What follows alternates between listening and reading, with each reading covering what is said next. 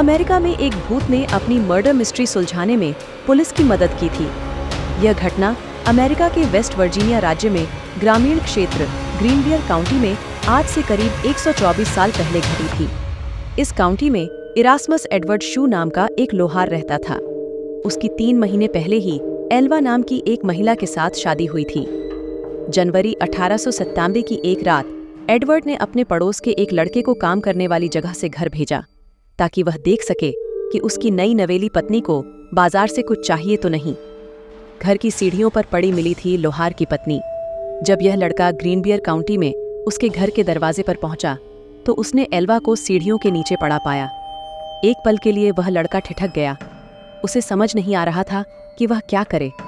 उसने एल्वा को सीधा किया और चेक करने की कोशिश की कि आखिर हुआ क्या है। एल्वा का सिर एक तरफ झुका हुआ था।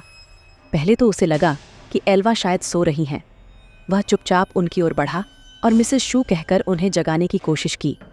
कोई जवाब न मिलने पर वह घबराकर वहां से दूर चला गया और अपनी मां को इस बारे में बताया।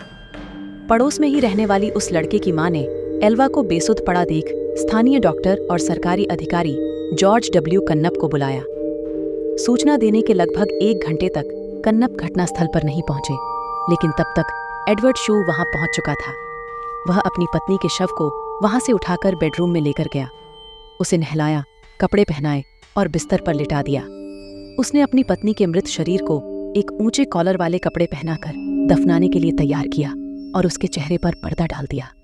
इस दौरान सरकारी अधिकारी और मौत के मामलों को देखने वाले स्थानीय डॉक्टर जॉर्ज डब्ल्यू कन्नप भी पहुंच गए। उन्होंने मृतक महिला के शरीर की जांच शुरू कर दी।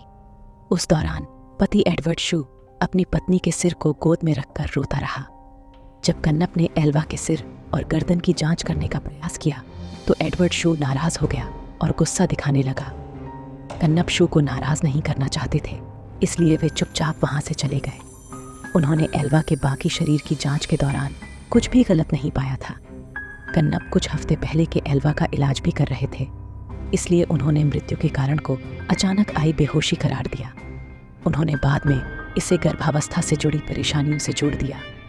एल्वा के शरीर को लिटिल सिविल माउंटेन के उसके बचपन के घर ले जाया गया और दफनाया गया। ताबूत में भी एल्वा के सिर और गर्दन को शू ने किसी और को न तो छूने दिया और न ही देखने दिया।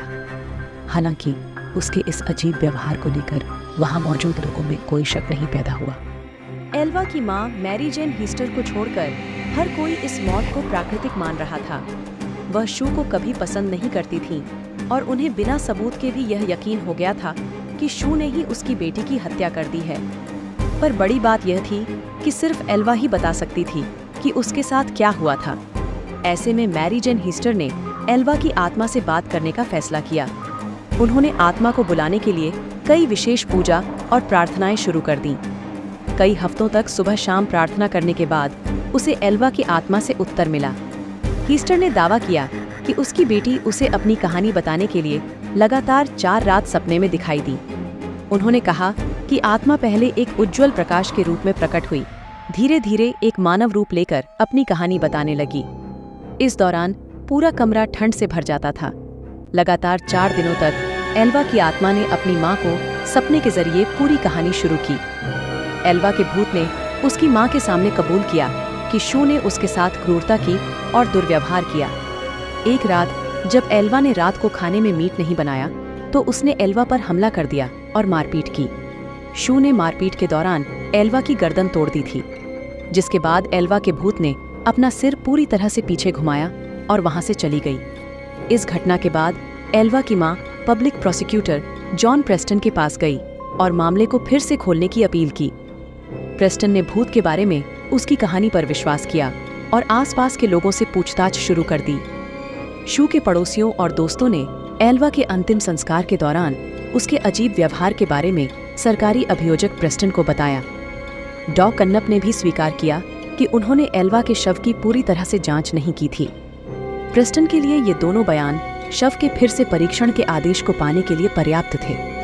उन्होंने कोर्ट के आदेश से शू की आपत्तियों के बावजूद शव को कब्र से बाहर निकलवाया और जांच के लिए मोर्चरी लेकर गए। एक स्थानीय समाचार पत्र द पोकाहॉन्स टाइम्स ने बाद में रिपोर्ट किया कि गले पर उंगलियों के निशान पाए गए थे, जिससे पता चला कि एल्वा की मौत दम घुटने से हुई थी। उसके गर्दन पर गला घोंटने के निशान पाए गए थे, जिससे गर्दन की नस और कोशिकाओं को काफी नुकसान पहुंचा था। गर्दन की हड्डी भी टूटी हुई मिली, जिसके बाद इस मौत की विस्तृत जांच की गई और शू को उसके मौत का गुनाहगार माना गया।